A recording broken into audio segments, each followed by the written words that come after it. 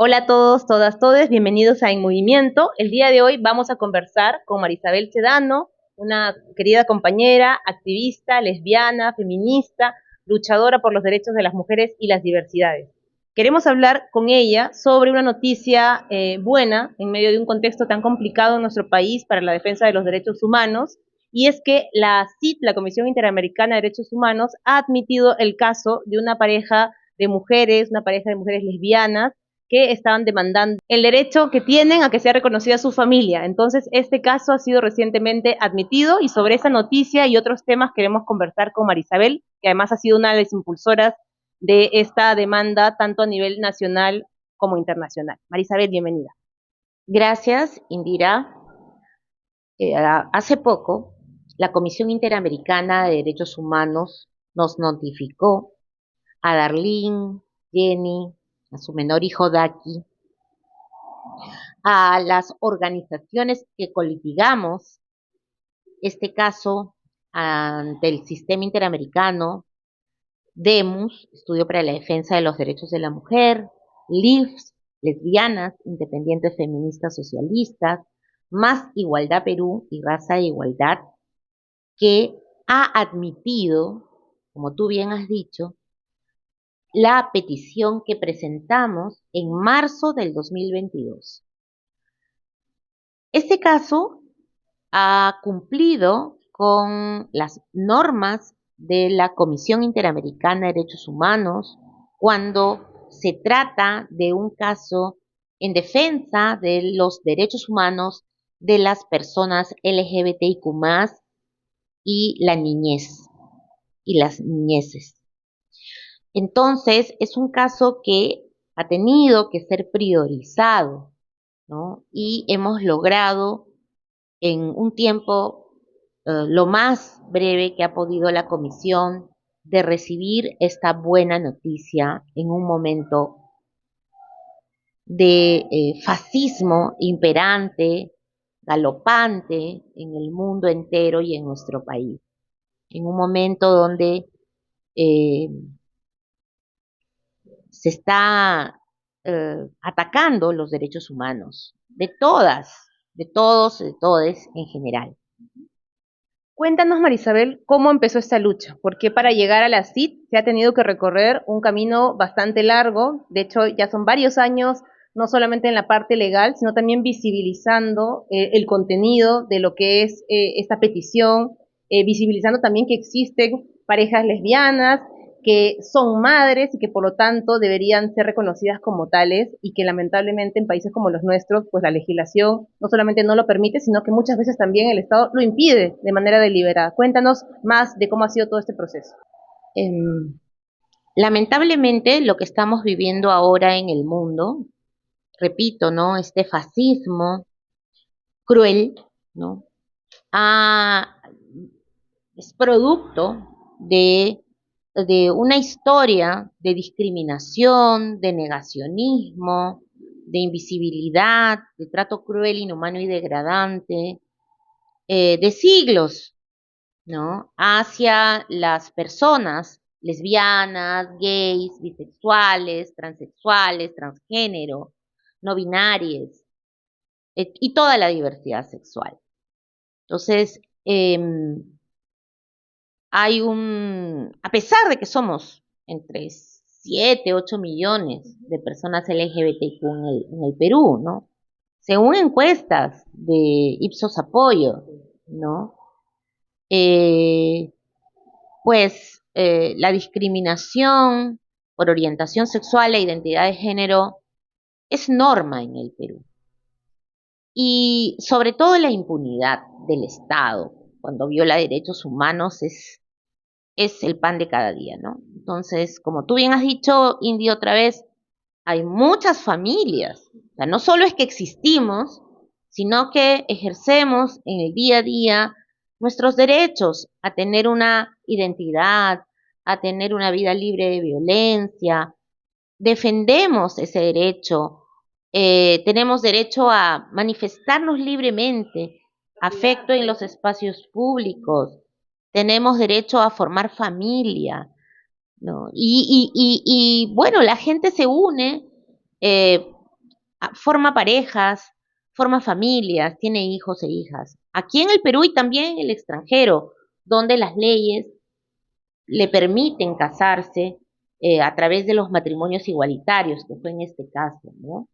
En resumen, Darlene, Jenny y Daki son como muchas parejas que se van al extranjero de pronto para tener mejores oportunidades de vida y ahí concretan su proyecto de casamiento, de formar familia, tienen un hijo y empiezan la vía crucis, el vía crucis, ¿no? Ir a un consulado y que no te den un documento para tu hijo como ciudadano peruano, como nacional peruano, donde estén las dos mamás como tales.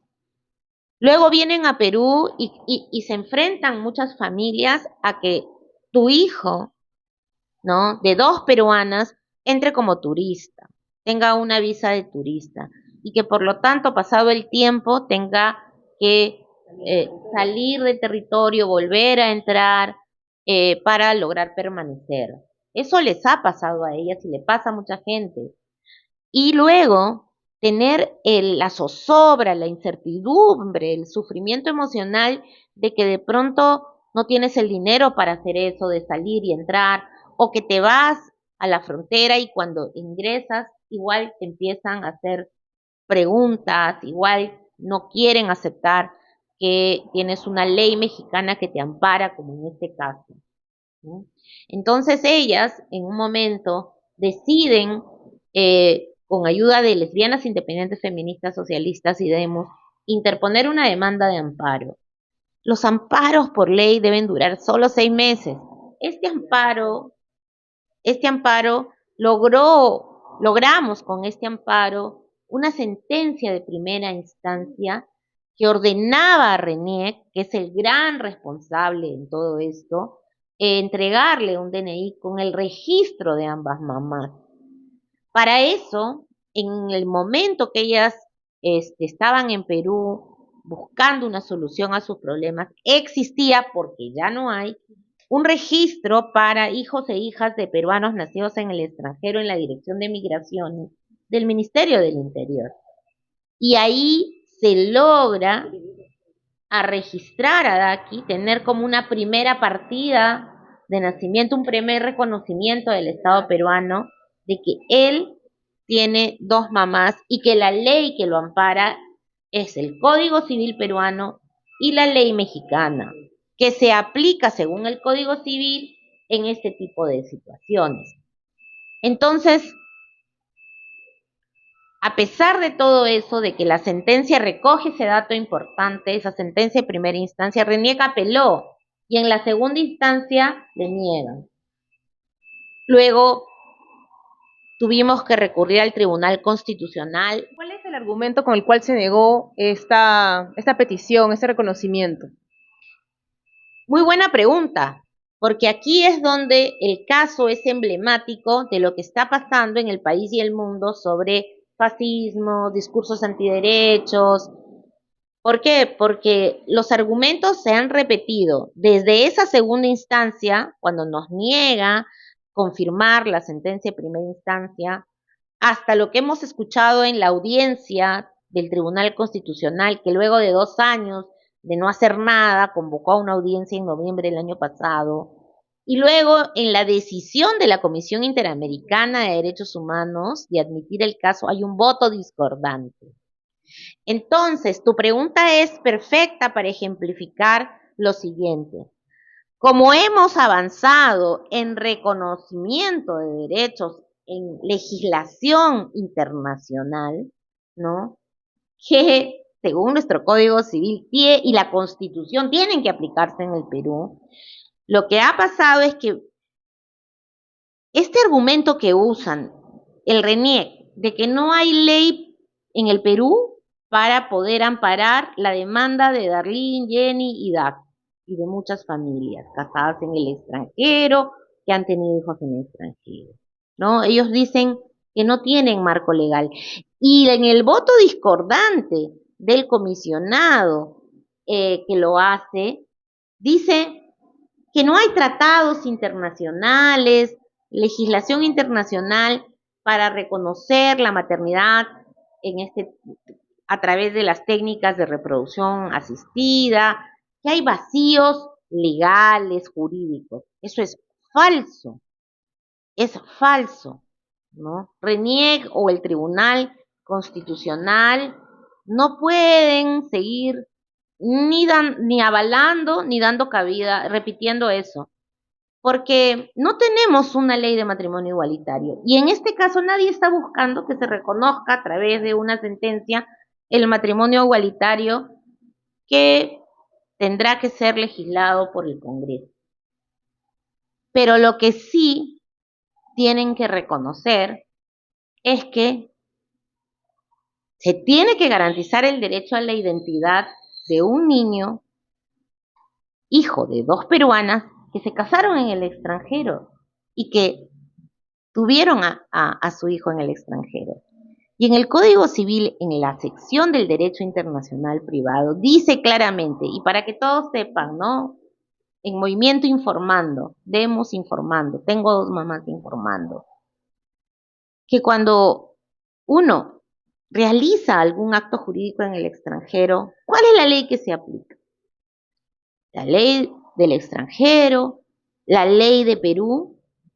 Entonces, si estás en Perú y quieres saber cuál es tu situación jurídica, vas a esa parte del Código Civil y te dirá, si te casas en el extranjero, si tienes hijos en el extranjero, la ley que se va a aplicar es la ley donde lo hiciste. Y para todos, para heterosexuales, para personas LGBTIQ, ¿no? Por eso hay muchas personas que de pronto, pues, heterosexuales, ¿no? Se van al extranjero, tienen leyes, se casan bajo el amparo de una ley, vienen al Perú, y de pronto puede haber un caso de violencia machista, por ejemplo, y quieran quitarte derechos a una pareja, a una mujer heterosexual, de pronto, ¿no? Pues vamos a tener que ver cuál es la ley que se aplica. Igual que en este caso, es sencillo. No estamos hablando de más que aplicar una ley y que este niño de ya 10 años tenga un DNI con pleno reconocimiento de su derecho al nombre, al documento de identidad y a su personalidad jurídica y a su identidad filiatoria. Muy interesante, Marisabel, conocer más en detalle, digamos, cuáles son esos argumentos con los cuales se siguen resistiendo las instituciones a reconocer a esta familia. Y algo que tú has dicho que me parece que siempre hay que recordar es que no puede haber un vacío cuando se trata de personas, cuando se trata de niños además, que lo que están, digamos, teniendo que padecer es justamente el no tener claramente reconocido su identidad, el tener que pasar, por ejemplo, por ese tipo de trámites absurdos cuando salen y entran de su propio país, ¿no? Por el hecho de que sus 2 madres no estén reconocidas en el documento. Y es un argumento claramente con un trasfondo pues lesbofóbico, homofóbico, esta idea de no queremos reconocer que existe la posibilidad de que una familia, ¿no? Hayan 2 mujeres que sean las madres de un niño o de una niña o de un niño. Pero quisiera que tú me comentes también desde tu perspectiva de abogada, de defensora de derechos humanos, ¿cuánto también perjudica este discurso, pues, lesbofóbico, homofóbico, a un niño, ¿no? Porque ya ni siquiera estamos hablando solamente, ya, en la visión de estos sectores antiderechos es de ninguna manera permitir siquiera el reconocimiento de las parejas que se unen y que ejercen sus derechos, las mujeres lesbianas o los homosexuales. En este caso también hay una afectación muy concreta a un niño que, como tú has dicho, ya tiene 10 años. Desde el día pues cero de su existencia, sus madres han estado litigando para que simplemente se reconozca su documento de identidad, para que se establezca claramente quiénes son sus progenitoras. Y lo que ha pasado es todo este tiempo, pues, una situación de vulneración a sus derechos. ¿Cómo ves tú, ¿no es cierto?, en esta balanza, ¿no es cierto?, que debería establecerse el momento de sopesar, ¿no? Lo que está en juego, el nivel de afectación que tienen niños, ¿no es cierto?, que vienen de familias diversas, ¿no? ¿Qué es lo que está pasando en la cabeza de estos sectores antiderechos que para no reconocer la existencia de las diversidades, de las personas lesbianas, gays, trans, son capaces también de dejar desamparados a menores, a niños, a niñas, a niños? Los niños sufren por el sufrimiento de sus madres ante la incertidumbre, ante la desprotección, el desamparo jurídico. Se les quita derechos. Por ejemplo, ¿no? En este caso concreto, si una mamá trabaja y tiene seguro privado y no es la que está en el DNI, no le va a poder dar esa protección de salud. Si van a una posta, si van a migraciones, si viajan al interior del país, no van a reconocer, a pesar de que en el DNI RENIEC dice que trató de solucionar esto colocando la resolución directoral de migraciones donde dice que hay dos mamás. El propio RENIEC ni siquiera les da una partida de nacimiento a la madre que no está expresamente mencionada en ese DNI. Y esa incertidumbre cuando van creciendo ya no es solamente de las mamás, es del propio niño. Daki le ha escrito una carta al TC, Daki le ha escrito una carta a la Comisión Interamericana de Derechos Humanos o alcanzado su carta al TC a la Comisión Interamericana de Derechos Humanos. Daki ya se da cuenta y se pregunta, ¿por qué pasa esto? ¿Por qué no quieren a mi mamá, la que no está en el DNI? ¿Por qué no está en el DNI? ¿Por qué no puedo viajar con ella de vacaciones? ¿Por qué he tenido que irme del país y dejar mi familia? Yo quiero a mi familia de Perú, ¿no? Y este niño ya tiene 10 años, está consciente de lo que está pasando. ¿Creen ustedes que eso no va a tener alguna afectación en su salud emocional? Para escuchar a Darlene y Jenny sobre esta noticia de la admisibilidad y lo que viven, pueden ver una entrevista reciente de Huayca al respecto, ¿no? Nosotras lo que hacemos es transmitir lo que vamos conociendo por ella, por el propio Daki. Y esto también nos remite a otro grave problema del discurso y de la conducta fascista en el Perú y afuera. ¿Por qué? Porque no es solo que niegan que exista el marco legal nacional e internacional para resolver aquí o afuera este problema, que para ellos es lo que ellos han convertido en un problema, sino que el fascismo, porque hay mucha gente que dice que esa palabra no se conoce en el Perú, el fascismo es el pensamiento y la acción política que está basada en la mentira, en el terror, en la negación. El que no piensa como tú tiene que ser eliminado, porque no permite que tus proyectos políticos, económicos, culturales, sean los que gobiernen el mundo. Entonces, la gente fascista no quiere a los derechos humanos, los ataca. No quiere a las familias diversas, porque solo quieren un modelo de familia que es más fácil de controlar. Y en este caso, usan otro recurso, además de la mentira, ¿no? De desinformar, ¿no?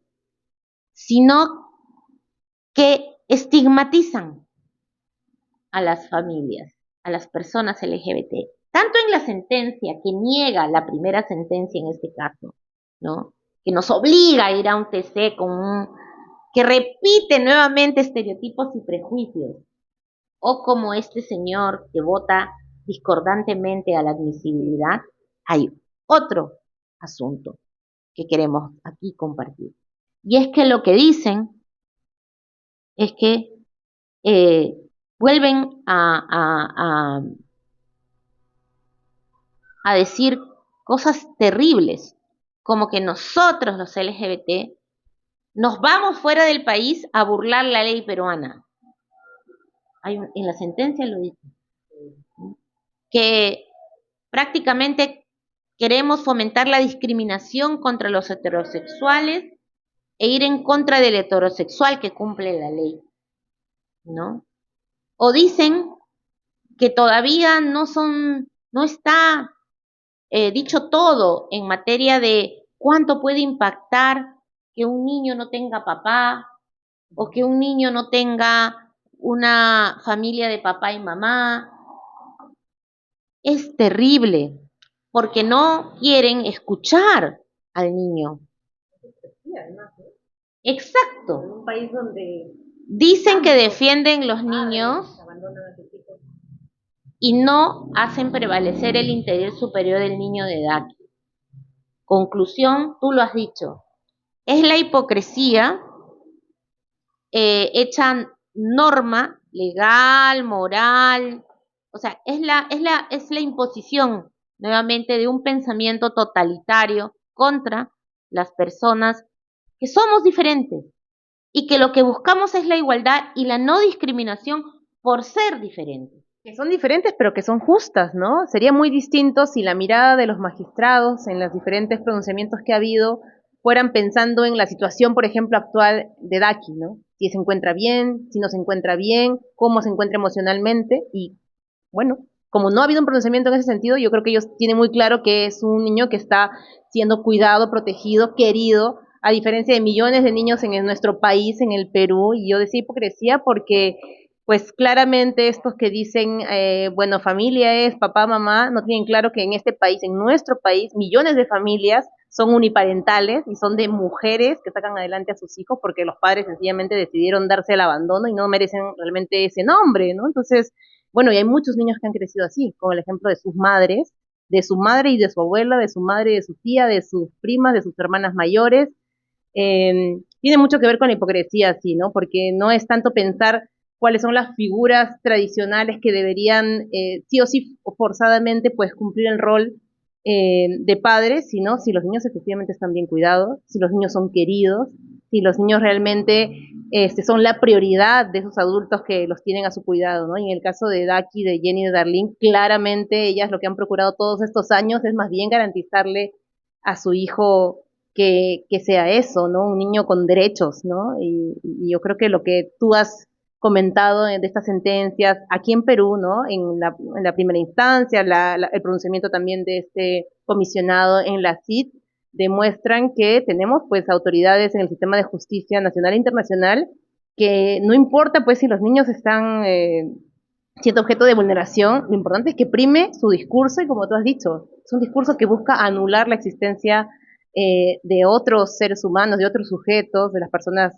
LGTBIQ+, y a eso estamos caminando, ¿no? Y quisiera darte, para que tú nos puedas comentar, claro, cómo ves en medio del contexto en el que estamos el avance de un proceso como este, ¿no? Que es emblemático, que se ha vuelto emblemático, como tú bien dices, por la forma en la que nuestro país ha reaccionado a algo que debió haberse resuelto tal vez de otra manera, ¿no? Si es que las leyes peruanas no tienen precisión respecto a cómo proceder ante una familia diversa que pues ha hecho su vida en otro país y viene al suyo, regresa al suyo para que se reconozca la situación legal de su hijo, pues debió haber pensado la manera en cómo ir generando las condiciones legales para ello, ¿no? Pero la respuesta ha sido, como tú lo has dicho, evidenciando todos los prejuicios, la estigmatización y la necesidad de anular la existencia de algo que existe, que son las familias diversas. Pero quisiera que tú me comentes un poco cómo es batallar respecto a este caso, que es emblemático, en un contexto tan difícil como este, en el que además la discusión respecto a las familias diversas ya no es solamente un tema que está en cuestión en nuestro país, ¿no? Lamentablemente hemos escuchado discursos incluso de presidentes de la República, el señor Milei hace poco lo ha hecho en un foro económico, pero que de pronto le sirvió como tribuna para soltar todos sus rollos antiderechos y poniendo justamente el foco en eso, en las familias, en las diversas, en las personas que se unen y que han decidido, por ejemplo, adoptar niños o tener los suyos propios bajo su cuidado. Ha habido una serie de adjetivaciones, sí, yo creo que hay que decirlo, fascistas, que lo que ha buscado es poner un estigma, ¿no? Asociar la existencia de parejas, de familias diversas con menores y ha tratado de vincularlo pues a cuestiones que son delictivas y condenables que no sé si mejor reproducir, pero sí que hay que condenarlas abiertamente porque es un blanco al cual buscan perseguir ahora, bueno, en un país como Argentina que había logrado muchos avances legales en esta materia y también a nivel social. Pero ¿cómo ves ahora que esta batalla que es tan difícil dar en Perú y en Latinoamérica, pero que de pronto también está siendo objeto pues de amenaza a nivel continental, ¿no?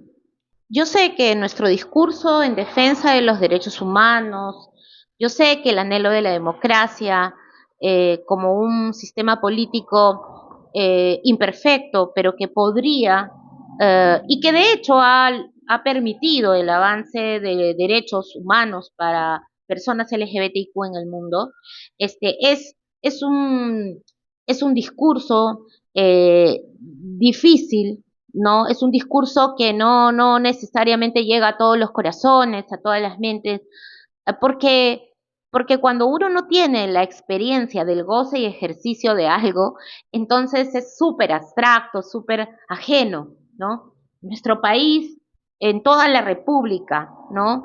No hemos logrado leyes a favor de ni políticas, ni el presupuesto público suficiente para que la igualdad y no discriminación sean parte de la cultura peruana. Todo lo contrario, en el Perú hay todavía de la herencia colonial, hay mucho racismo, mucho clasismo, mucha discriminación hetero, o sea, homo, lesbo, transfóbica, ¿no? Entonces, claro, la gente cree que las cosas no van a cambiar, que el Estado no va a resolver sus problemas, porque no se dan cuenta que el Estado peruano ni siquiera, nunca ha podido tener suficiente fuerza política, económica, para atender los problemas. Porque las clases dominantes, y ese es el fascismo, hay que decirlo también. O sea, el fascismo no es un fascismo o sea, es un fascismo de los pobres, probablemente por alienación, por no conocer, por estar capturados por la mentira, por el odio. Pero el fascismo tiene nombre propio y son los grandes, poderosos, ricos, los ricos. Los ricos en el mundo han tomado los estados, los han ido tomando de a pocos, han dejado que podamos soñar con la democracia o gozar de algunas cosas de la democracia. Pero cuando la democracia ya no les ha permitido seguir creciendo en su dinero, en su manera de pensar, en su manera de vivir, ellos han dicho hasta aquí nomás, se acabó la democracia en el mundo, se acabó porque han ganado mucho y están igualándose a nosotros, queriendo igualarse a nosotros, y entonces los vamos a poner en su lugar otra vez, en el lugar de la discriminación, de la opresión. Entonces, cuando hablamos de estos casos, o sea, ellos han logrado convencer a la gente que somos una minoría sexual, que somos personas que queremos homosexualizar a los niños, que somos delincuentes pedófilos, que somos personas que no somos capaces de dar amor, criar y cuidar una familia y a niños y niñas. Y eso es falso. De esos 7 u 8 millones de personas, cientos, miles forman familia. Existe dos asociaciones en el Perú, Asociación de Familias Homoparentales y la Asociación de Familias Diversas, que van luchando porque conozcamos su realidad, ¿no? Familias que, conformadas en muchos casos por gente profesional que le da lo mejor que puede a sus hijos, muchas familias que tienen que de donde sea trabajan también para darle lo mejor a sus hijos e hijas en el sector público, en el sector privado. Entonces, hay una realidad que el fascismo nos distorsione la mirada de esta realidad con su poder a través de la cultura y de los medios de comunicación, de las redes sociales, alimentando odio, desinformación, negacionismo, es una cosa. Pero hay una realidad. Y cuando suceden estos casos, ¿no? Donde no solamente son 4 ONGs, sino es una comunidad LGBTIQ, de lesbianas, es una comunidad de gente que apuesta por los derechos humanos. Cuando hay movimientos sociales que acompañan, sale a la luz. Y aquí es un caso de grave discriminación. Y sin ir muy lejos, esto podría también haber sido un caso de muerte o de tentativa de muerte, como lo fue el caso de las compañeras Luz Almendra y Luquito de Iquitos, que el año pasado, ¿no?, tuvieron que enfrentar una situación de grave peligro a sus vidas y a su salud emocional y mental, que todos nos movilizamos y logramos hacer que este caso fuera público. Ellos fueron reconocidas como defensoras de los derechos humanos por la Coordinadora Nacional de Derechos Humanos el año pasado. Logramos entre todas, todos y todes parar un poco ese ataque de los vecinos. No queríamos que en el Perú suceda como en Argentina, en el caso Barracas, que un vecino incendió y mató a lesbianas, a sus vecinas lesbianas, a sus familias. Entonces no queríamos que suceda esto, ¿no? Como no queremos que en el Perú no se reconozca a las mujeres que forman familias únicas, ellas únicas, sacan adelante a las familias. Como no queremos que personas que no han optado por casarse no puedan poner hijos en colegios que les piden ser católicos o les piden tener una partida de matrimonio. Aún en el Perú pasa eso y no pasa nada, porque en el Perú ese es el problema, que cuando hablamos de fascismo, cuando hablamos de racismo, cuando hablamos de homofobia, lesbofobia, transfobia, hablamos de machismo, eso es lo que pasa, que nos hemos acostumbrado a vivir sin derechos, a ganarnos la vida el día a día como podemos, y hay que levantar la cabeza, hay que tener dignidad. O sea, nadie nos puede venir a quitar los sueños, y menos los derechos conquistados. Entonces, de lo que se trata con este caso, no es solo que las lesbianas queremos casarnos y tener hijos, y repetir la historia de pronto de familias heterosexuales que no quieren a sus hijos o que se divorcian por violencia. No, nosotras lo que estamos aportando con este caso es a la igualdad y no discriminación, es a la justicia, es a la libertad de elegir, de elegir. Y eso precisamente es todo lo contrario al fascismo. El fascismo es darte la posibilidad de elegir, usando, o sea, es imponerte, es ponerte la bota encima, ¿no? Si son acompañados por militares, ponerte la Biblia encima, si son acompañados por las iglesias. Eh, son gente que no te quiere dar la oportunidad de ser feliz a tu manera, como tú lo decides, como te hace mejor, ¿no? Entonces creo que este caso nos permite denunciar estos discursos y estas estrategias de odio, de mentira, de sembrar el terror y tratar de convencerles a las personas que nos están escuchando que esta es una causa justa, de resistencia justa para todas, todos y todes. Marisabel, una cosa que tú decías y que creo que es un mensaje que nos debe estar siempre presente es eh, que estos actores antiderechos, fascistas, lo que buscan es distorsionar la realidad, mentir, generar una especie de enemigo, ¿no? Una especie de enemigo al cual responsabilizar por los varios problemas por los que está pasando en nuestros países, en lo económico, en, incluso en lo ético, ¿no? Y claro, quieren señalar al que es diferente, ¿no? A las personas de la comunidad LGTBIQ+, a las mujeres, a quienes tienen seguramente una mirada distinta a quienes tienen hoy día el poder, y el poder económico, y estamos hablando de gente con mucho dinero, estos ultramillonarios que hoy día están efectivamente ya decidiendo incluso las políticas de varios países. Estados Unidos es un ejemplo, pero acá en Perú podríamos decir otros, ¿no?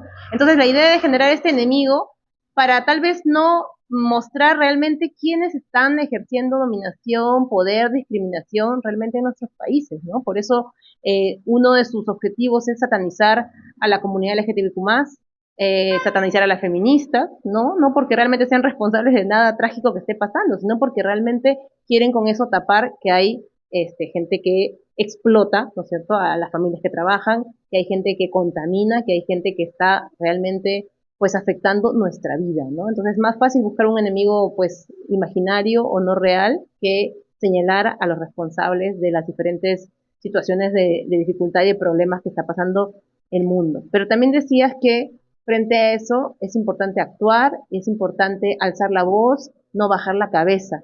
Yo quisiera que puedas compartir con nosotros un mensaje final, siendo tú una mujer que ha estado en mil y un batallas y que tal vez esta es una etapa muy distinta, ¿no? En términos de lo que hacen estos actores contra los derechos humanos, contra las diversidades, contra las mujeres, pero que también nos encuentra, pues, a nosotras, a las organizaciones, buscando alternativas, ¿no? Y yo sé que no va a ser fácil que pues nos silencien, que nos callen o que nos dobleguen. ¿Qué tú nos dirías eh, como alternativas? ¿Qué nos toca hacer en contextos como estos?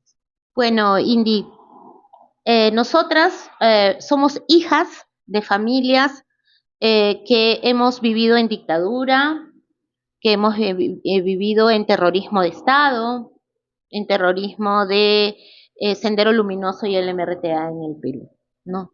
Nosotras somos hijas de familias que hemos vivido del imperialismo de los Estados Unidos buscando meterse en América Latina para que vivamos, pensemos y aceptemos gobiernos como ellos creen que debe ser gobernado el mundo. Y somos hijas de familias que nos han enseñado que tenemos que tener dignidad. Y dignidad es tener libertad, es saber lo que uno quiere, poder elegir, es saber que nadie puede imponernos, y menos por la violencia, eh, la norma de vida, el proyecto de vida, ¿no? Es tener bienestar. Dignidad es estar bien y es ser tratada con respeto, ¿no? Y no con prejuicios, con estereotipos, con mentiras, sembrando el odio hacia quien ejerce esa vida digna. A quien no quiere, uno puede ser pobre, uno puede tener una orientación sexual, una identidad de género distinta, uno puede ser desempleado, pero nada de eso le quita la dignidad a las personas, a los seres humanos, ¿no? Nosotros más bien hemos sido enseñadas para resistir y cambiar una dictadura, para resistir y cambiar, oponernos aún con grandes costos a quienes quieren imponerse por el terror, ¿no? O sea, usando la fuerza militar o policial, criminalizando las protestas ahora, ¿no? Y creíamos por un momento que habíamos logrado pasar por eso, ¿no? Que habíamos superado la dictadura de los 70, de los 90, que habíamos superado el uso del terror para atacar a quien se opone críticamente y con derechos a lo injusto. La lección aprendida es que uno nunca debe bajar la guardia, que uno siempre tiene que estar informado, que uno siempre tiene que saber la historia, que uno tiene que saber que efectivamente cuando uno se vuelve egoísta, individualista, insensible, indiferente, le va a llegar a uno. Todo eso va a llegar. Y hoy mucha gente vive al margen del Estado porque el Estado nunca les dio nada. Pero ahora ya no solo es eso, sino que cuando protestas te matan. Y te matan quitándote la vida, pero también te matan quitándote la identidad, negándote un DNI, negándote los derechos, ¿no? Que son pocos derechos para pocos, pero es el sentido de vida. ¿Qué queremos? ¿Una vida con derechos o sin derechos? ¿Una vida con libertad o sin libertad? Es sencillo, es sencillo. Y creo que hay gente como nosotras que apostamos, como Darlene, Jenny, Daki, que no se resignan. Inclusive ellas salen del país, miren, para como mucha gente buscarse una vida con bienestar, una vida con dignidad, donde se respete tu manera de ser, tu identidad, tu familia. Y ahora con lo que está pasando en el mundo, resulta que los que emigran son ilegales, son personas que estigmatizadas como delincuentes, como personas que solo traen pobreza en otros países. Tenemos que ver a nuestros hermanos y hermanas regresar sin ninguna requisitoria, sin ningún problema legal en otro país, pero regresar por el solo hecho de haber querido irse para mejorar su vida. ¿Eso queremos? O sea, la gente tiene que darse cuenta que en estos pequeños casos, como el de Darlene Denidaki, está una idea importante y por eso le cierran las puertas a casos como estos, a quienes se atreven a luchar, porque detrás de la búsqueda de justicia está la búsqueda de la verdad, está la búsqueda de la dignidad y eso es lo que no toleran, ¿no? Entonces, particularmente, en todos estos años de lucha, no tengo las energías ya como cuando era joven, pero sí tengo convicciones que se mantienen jóvenes. Y en ese sentido es lograr ver justicia y reparación integral para Daki, para Darlene y Jenny, eh, para que, para que dejemos una huella de dignidad y para que podamos saber que existe, que los derechos humanos no son una utopía, que tienen que ser sentido común de la vida de la gente, ¿no? Entonces, estos casos, sus logros son el logro de toda la democracia, de los derechos humanos, son el logro de todas y todos los que aspiramos a ello, ¿no? Y sobre todo hoy en día es el logro antirracista, anticlasista, antifascista, ¿no? De las feministas, de las LGBTIQ feministas, de las personas que queremos que puede cambiarse, que sí es una lucha permanente y que nunca, nunca, nunca debemos dejar que de luchar por mantener la llama de los derechos humanos viva. Eso es lo que creo, ¿no? Que por el momento es como que la civilización ha logrado esto de los derechos humanos como un escudo contra el totalitarismo, las dictaduras, el fascismo, ¿no? Y que no tenerlos, gozando efectivamente, no significa que no podamos tenerlos. Todo lo contrario es la barbarie, la guerra, el sufrimiento hecho vida, hecho norma, la indiferencia, el egoísmo. Y por lo menos creo que mucha gente quiere vivir de otra forma. Y eso es lo bueno. Muchas gracias, Marisabel. Nos quedamos con esa energía que transmites y con toda la potencia de tus convicciones. Esta lucha no es solamente de Jenny, de Darlene o de Daki, ni de las compañeras que están apoyándolas legalmente en esta causa, sino esta lucha es de todos, los que también estamos del lado de la justicia, de la libertad, de la dignidad, contra quienes hoy día creen que pueden imponerse opresores, antiderechos, fascistas, en fin, de todo tipo. Esta lucha es también nuestra, así que a ustedes también pueden sumarse a ellas, pueden tener más información del caso en el hashtag Tengo Dos Mamás y por supuesto también en las diferentes plataformas de Marisabel, de Demus y de las otras compañeras que están llevando a cabo este proceso y pueden seguir también sumándose a la lucha por la igualdad, que es en estos momentos, creemos, una de las principales maneras de hacer retroceder a estos sectores que nos quieren imponer la muerte, que nos quieren imponer vivir como esclavos, que nos quieren imponer